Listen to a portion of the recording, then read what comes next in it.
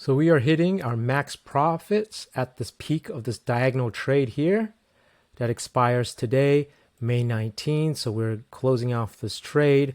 So we thought we would follow up on our video we made back on April 25 on this day when we opened this trade.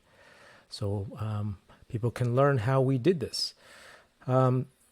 First off, on April 24, the day prior hand, when we detected these unusual options, there was actually this news of Blackstone unusual options activity.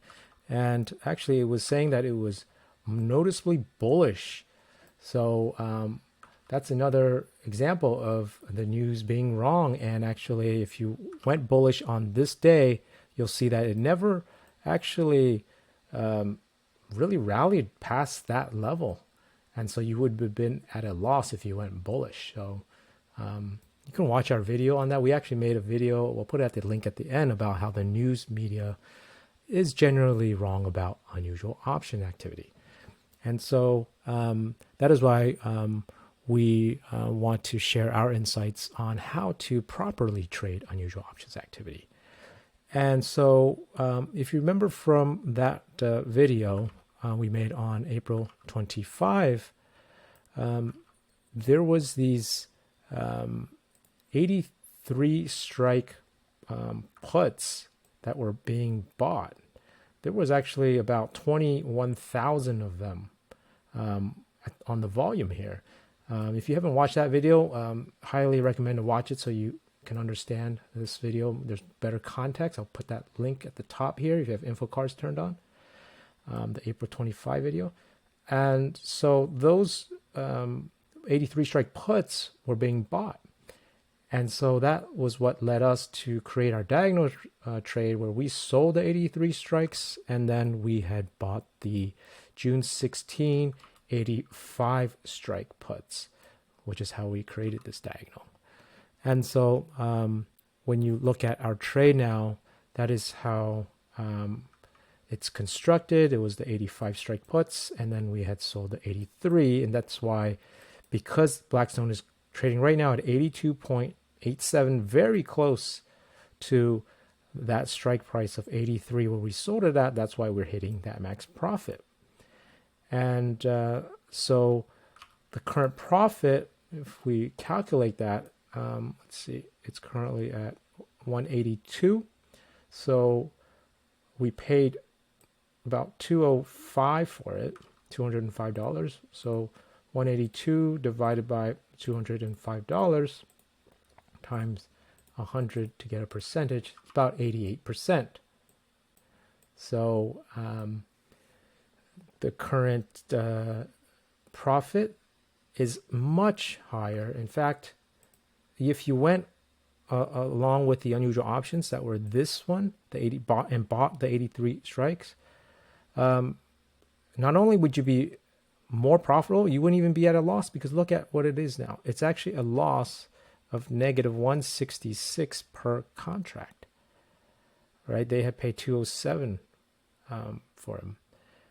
And the reason is because, as we explained in that video on April 25, we said that there was going to be a strong theta decay. So as you hold on to this longer, this was going to decay in value, and your break even was going to be much further down. So if Blackstone did not drop further down, it would not have been profitable. And that is why, because Blackstone had already dropped from this point down, we were expecting a that it was not going to drop such a significant downward movement to warrant that kind of a trade where you have such a large theta risk. So that's why we did a diagonal that allows the theta we had to gain for us. And that's what happened when we did our diagonal trade. And so this is, has been definitely one of the best trades you can get right at expiration on May 19, because this is the max profit here. And so you'll see here during this whole time here, it wasn't really quite moving. So theta would just be gaining during that time. If you have sold an option, if you just purely bought an option, then it would be decaying all this time as it was consolidating around this $80 level. It held support at about $80 and never really broke that. And those it's been about 20, I believe about 25 days. Yep. Yeah, it's been about 25 days since then. So, and if you looked at that, that was just only about a minus 4% just from April 25, yet we were able to achieve 88% profit on this type of trade, the diagonal bearish options trade. So if you want to learn more on how we initially set up that trade, make sure to watch that video at the end of this video of this April 25 video we made to learn why and how we set up that trade, and not follow the unusual options activity that the media puts out, or even on the if you look at the options tape and you're seeing a lot of puts being bought, that doesn't necessarily mean that's the best trade to do. So that's something you want to keep in mind if you are trading unusual options as part of your strategy.